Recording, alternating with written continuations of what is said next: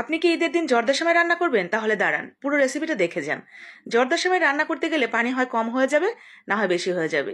এতটা বেশি হবে একদম দলা দলা কাদা কাদা হয়ে গেছে। আপনার ঈদের মুডটাই নষ্ট করে দিবে এই একটা জর্দার সময় রান্না করতে গেলে। এরকমটা করার দরকার নেই। শুধুমাত্র একটু ঝালাই করে নেন ঈদের আগেই। এরকম ঝরঝরে রেশমি একটা সেমাই আপনিও রান্না করতে পারবেন। একদম পানির মতো সহজ নিয়মে আজকে আপনাদের দেখিয়ে দিব।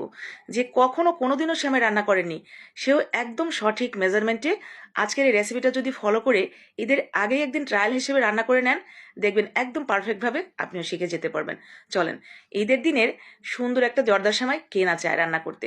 যারা খেতে পছন্দ করেন এই জর্দা সেমাইটা, তারা একদম তুড়ি মেরেই আজকের এই রেসিপিটা ফলো করলে রান্না করতে পারবেন।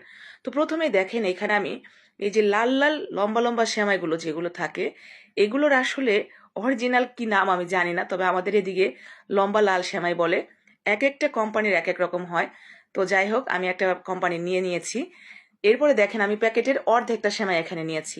মানে পুরো প্যাকেটে যতটুকু সেমাই থাকে তার থেকে আমি অর্ধেকটা সেমাই এখানে হাত দিয়ে 1 ইঞ্চি পরিমাণ করে ভেঙে নিয়েছি। এরপরে এখানে 1 চা চামচ দিয়েছি ঘি। ঘির মধ্যে এখানে আমি কাজু বাদাম, কাঠবাদাম আর কিশমিশ আমি আমার পরিমাণ মতো কেটে নিয়েছি, কেটে হালকা করে একটু ভেজে নিলাম। এরপরে এখানে আমি দিয়ে দিয়েছি নারকেল কোড়া। নারকেল কোড়ার পরিমাণ একটু কম বেশি হলে কোনো প্রবলেম নেই। আবার যদি মনে করেন যে আমি দিবই না, আমার হাতের কাছে নেই, না দিলেও চলবে। তো নারকেল কোড়াটা দিলে খেতে আরো বেশি ভালো লাগবে। তো নারকেলটা দিয়েও হালকা করে সবকিছু ভেজে আমরা তুলে নিয়েছি। আবারও আমরা এক প্যানের মধ্যে 1 চা চামচের মতো ঘি দিয়ে দিলাম। ঘির মধ্যে যে ভাঙা সেমাইগুলো রেখেছিলাম সেগুলো সুন্দর করে একটু হালকা করে ভেজে নেব। ভাজা যাতে অতিরিক্ত না হয়ে যায় সেটা কিন্তু খেয়াল রাখবেন।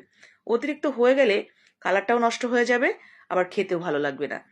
হালকা করে একটু ভেজে নেবেন, যখন দেখবেন যে মচমচে হয়ে গেছে একদম পুরো, তখন দিয়ে দিবেন চায়ের কাপের 1 কাপ পানি। দেখেন, এখানে আমি চায়ের কাপ দিয়ে দেখিয়েছি, কারণ প্রত্যেকটা বাড়িতেই না এই চায়ের কাপ আছে। মেজারমেন্ট কাপ সবার বাড়িতে নাও থাকতে পারে।